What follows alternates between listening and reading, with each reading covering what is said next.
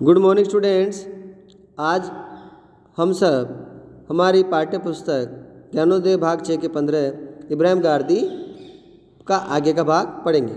इससे पहले हमने पढ़ा किस प्रकार पानीपत के युद्ध में अहमद शाह के द्वारा मराठों को हरा दिया गया और उनके मराठों के जो सेनापति थे इब्राहिम गारदी, उन्हें पकड़ लिया जाता है। उन्हें पकड़ करके नवाब शुजा-उद-दौला के टीले में अर्थात अहमद शाह अब्दाली के सैनिक छावनी में उन्हें रखा जाता है। जब अहमद शाह अब्दाली को इस बात का पता चलता है कि इब्राहिम गारदी पकड़ लिया गया जीवित, तो वह अपना एक दूत, एक संदेशवाहक शुजा-उद-दौला के पास भेजते हैं और उसे अपने पास भेजने की संदेश देते हैं। परंतु शुजा-उद-दौला कहते हैं उस दूत को कि ये बड़ा घायल है, इसका इलाज ठीक हो जाने दो, फिर मैं इसको अहमद शाह के पास भेज दूंगा। परंतु दूत नहीं मानता और कहता है कि मेरा स्पष्ट संदेश है अहमद शाह का कि मैं इसे लेकर जाऊंगा। अंत में हार कर न चाहते हुए भी शुजा-उद-दौला को उस इब्राहिम गारदी को दूत के साथ भेजा दिया जाता है अहमद शाह के पास।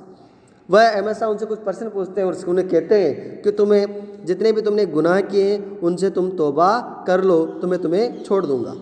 परंतु इब्राहिम गारदी सच्चा मुसलमान था, सच्चा देशभक्त था, इसलिए वह कहता है कि हे अफगान शाह, आपके देश में भी अपने देश से मोहब्बत करने वालों को, उस पर जान देने वालों को तौबा करनी पड़ती है क्या? मैं आपसे नहीं डरता, आप किसी खुदा के फरिश्ते नहीं हैं, आप एक इंसान हैं। इतनी बात कहने पर अब इससे हम आगे पढ़ेंगे कि अहमद शाह उन्हें क्या कहता है। अहमद शाह उन्हें कहता है कि इतनी बड़ी फतह के बाद मैं गुस्से को अपने पास नहीं आने देना चाहता, अर्थात इतनी बड़ी फतह के बाद मैं गुस्से को अपने पास नहीं आने देना चाहता हूँ। कहने का मतलब मैं गुस्सा नहीं करना चाहता हूँ। मुझे ताज्जुब है कि तुम मुसलमान होकर भी तुमने अपनी ज़िंदगी को इस तरह बिगाड़ लिया। कहने का मतलब कि तुम्हारी ज़िंदगी, अर्थात तुम एक सच्चे मुसलमान थे, फिर भी तुम आज इस हालत में पहुंच गए कि तुम मेरे सामने घुटने टेके खड़े हुए हो, तो तुम एक मुस्लिम होते हुए इतनी बुरी तुमने अपनी ज़िंदगी कर ली। और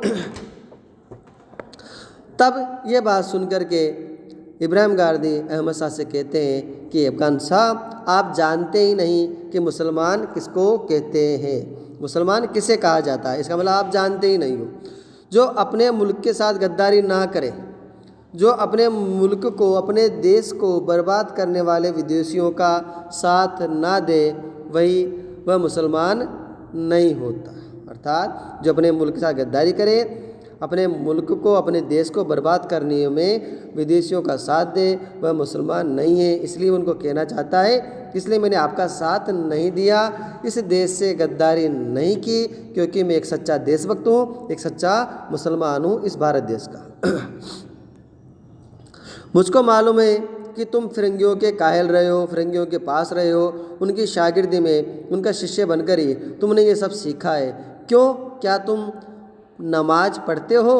अर्थात अहमद शाह अब्दाली को शक था कि ये फिरंगियों के साथ रह करके, मराठों के साथ रहते कि हो सकता है नमाज ना पढ़ता हो। परंतु इब्राहिम गारदी कहते हैं कि हाँ, मैं नमाज पढ़ता हूँ, वो भी 5 समय की। इसके लिए मुझे आपके कहने की आवश्यकता नहीं है, मैं अपना कर्तव्य अच्छी तरह से जानता हूँ। अहमद शाह के चेहरे पर एक व्यंग्य भरी मुस्कुराहट आई और आंखों में वध की क्रूरता आ चुकी थी, अर्थात वह उसे मारना चाहता था। बोला, जब तुम नमाज पढ़ते हो तो फिरंगी में या मराठी जबान में पढ़ते ही होंगे। अर्थात कहने का मतलब है तुम जब नमाज ही पढ़ते हो तो किसी फिरंगी या मराठी में जबान में पढ़ते होंगे, क्योंकि तुम मुसलमानों के साथ तो रहते नहीं हो, तुम तो हमेशा अंग्रेज़ों के, मराठों के साथ ही रहते हो। इब्राहिम ने घावों की पीड़ा दबाते हुए कहा, खुदा अरबी, फ़ारसी या पश्तो ज़बान को ही समझता है क्या? क्या वह मराठी, फ्रांसीसी नहीं जानता? कहने का मतलब है जो ईश्वर है, क्या वह अरबी, फ़ारसी कोई भाषा को जानता है, इनके अलावा कोई दूसरी भाषा को नहीं जानता? क्या खुदा राम नहीं है?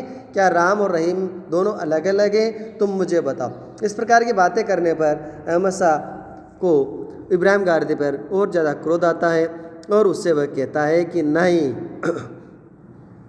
क्यों कुफ्र करते हो? कुफ्र का मतलब होता है क्यों अपने ईश्वर पे विश्वास नहीं कर रहे हो? क्या बक रहे हो?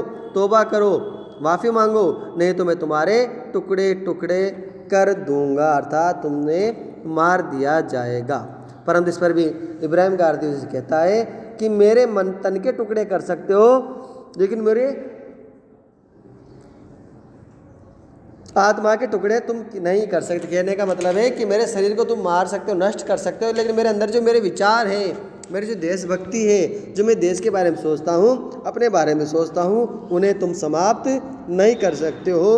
तुम तो ये जो बाहरी शरीर है इसे नष्ट कर सकते हो, लेकिन मेरी आत्मा अर्थात मेरे विचारों को, मेरी शिक्षाओं को तुम नष्ट नहीं कर सकते हो। इब्राहिम ने बड़े शांत किंतु दृढ़ स्वर में कहा, अर्थात उससे डरा नहीं, घबराया नहीं।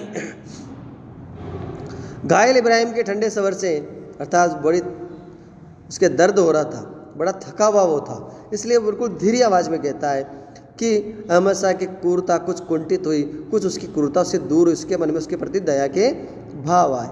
एक क्षण सोचने के बाद वह बोला, अच्छा, हम तुमको तौबा करने के लिए समय देते हैं, तौबा अर्थात गुनाहों से माफ़ी मांगने का वक्त देते हैं। तौबा कर लोगे तो हम तुमको छोड़ देंगे, अपनी फ़ौज में अच्छी नौकरी भी देंगे, परंतु तुम फिरंगी तरीके से अर्थात अंग्रेज़ों के युद्ध करने के जो तरीके हैं, उस तरीके से तुम कुछ दस्ते तैयार करना, कुछ सैनिक छावनियाँ, कुछ सैनिक टुकड़ियाँ हमारी सेना में तुम तैयार करो और अपने गुनाहों से माफ़ी मांग लो, तो मैं तुम्हें छोड़ सकता हूँ। कराह को, अपने दर्द को दबाते हुए इब्राहिम के होठों पर मुस्कुराहट आ गई। मसा के उस खिलवाड़ को इब्राहिम समाप्त करना चाहता था। उसने कहा, अगर छूट भी गया तो पूना में ही जाकर, मराठों के पास जाकर फिर से सैनिक टुकड़ियाँ तैयार करूँगा, पलटन तैयार करूँगा, और फिर इस पानीपत के मैदान में उन अरमानों को, उन इच्छाओं को निकालूंगा जिनको मैं आज नहीं निकाल पाया। कहने का मतलब है फिर वापस आकर तुम्हारे साथ में युद्ध करूँगा इस पानीपत के मैदान में। अब समझ में आया, तुम असल में बुत परस्त हो, अर्थात मूर्ति पूजा करने वाले हो, मूर्ति पूजा करने वालों के साथ रहते हो। अब मैं समझ चुका हूँ, ज़रूर हूँ, लेकिन मैं इसे बुत को पूजता हूँ जो दिल में बसा हुआ। कहता है क्या बुत परस्त हूँ, परंतु ऐसी मूर्ति की पूजा करता हूँ जो मेरे दिल में बसी हुई है, मेरे दिल में उस ईश्वर का नाम है, मेरे दिल में उस देश का नाम है, और जो ख्याल में भी सोचने पर बड़ा मीठा लगता है उस बुत की पूजा में। किंतु भूतों को बहुत से लोग पूजते होंगे, आप भी, मैं उनको नहीं पूजता। अर्थात क्योंकि एक मुसलमान था और मुस्लिमों में मूर्ति पूजा नहीं की जाती, लेकिन वह कहता है कि मैं ऐसे भूत की ऐसी मूर्ति की पूजा करता हूँ जो मेरे दिल में बसी हुई है, उसका कोई रूप नहीं है, उसका कोई, वह निराकार है, वह मेरे सोचने पर बड़ा ही मीठा लगता है। परंतु जिन भूतों को बहुत से लोग पूजते हैं और आप भी उन्हीं को पूज रहे हो, जब अहमद शाह उल्टा आरोप लगा देता है कि आप मूर्ति पूजक हो, मैं नहीं हूँ। अब अहमद शाह उसकी बात सुनकर बड़ा क्रोधित होता है, कहता हम भी, खबरदार, हाँ आप भी।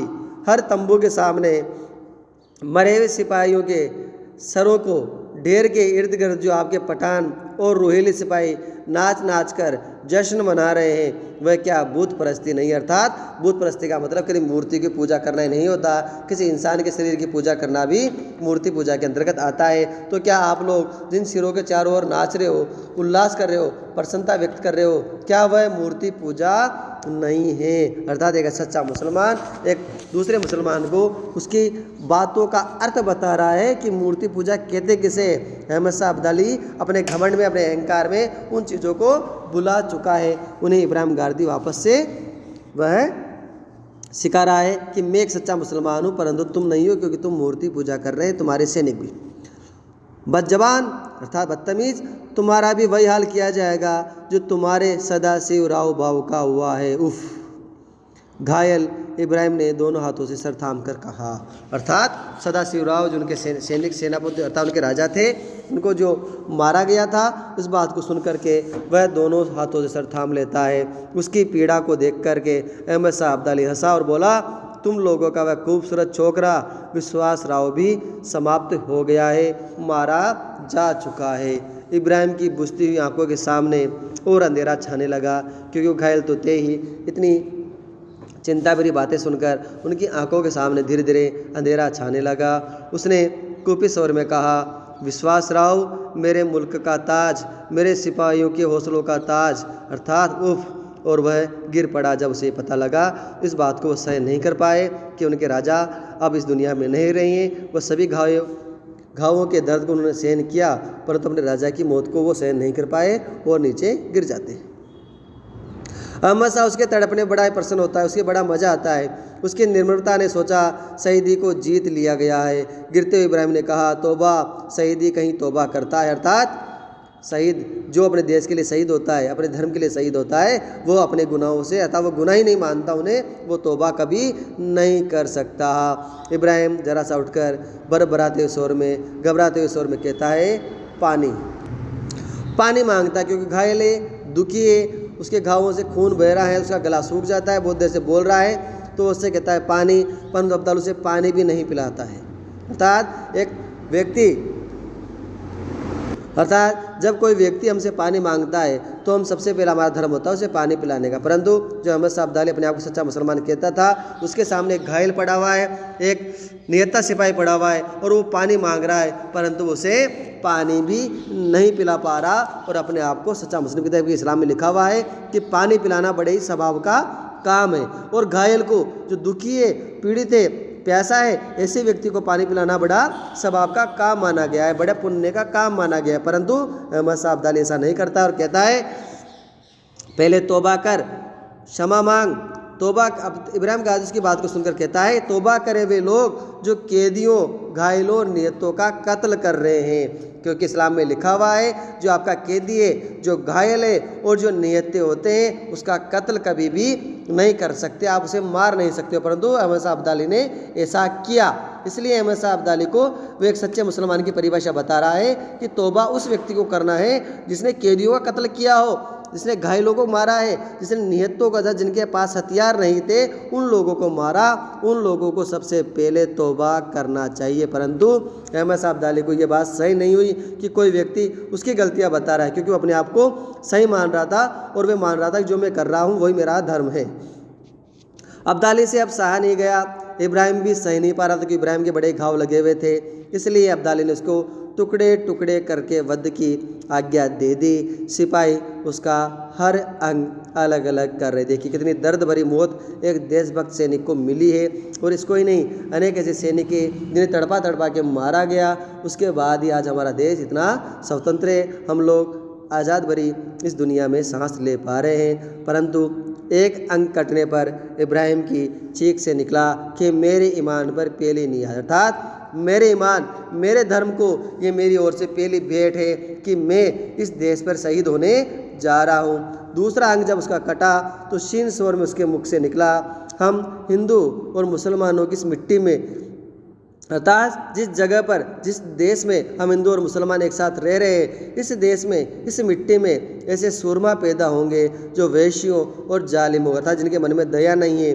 जिनके मन में निहत्तों के और घायलों के प्रति दया भाव नहीं है, उनका नाम और निशान मिटा देंगे। कौन? हिंदू और मुसलमान दोनों ही मिलकर, क्योंकि इब्राहिम गारदी अपने आप को मुसलमान न कहकर इस देश का बेटा मानता है, अर्थात वो कहता है कि मैं जो भी कर रहा हूँ वो एक मुसलमान होने के नाते ही कर रहा हूँ, क्योंकि मुसलमान कभी भी अपने देश से गद्दारी नहीं कर सकते थे। इसलिए वो कहता है उसके मन में हिंदू मुस्लिमों के प्रति कोई भेद नहीं था कि हम हिंदू और मुसलमान मिलकर के ऐसी मिट्टी जैसे सुरमा पैदा होंगे जो इन अहमद शाह अब्दाली जैसे जालिमों का नाश कर देंगे।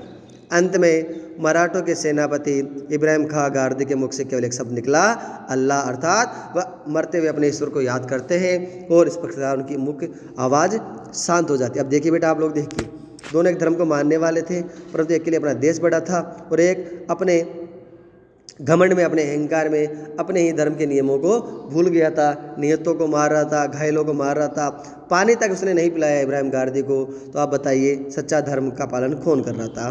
धन्यवाद।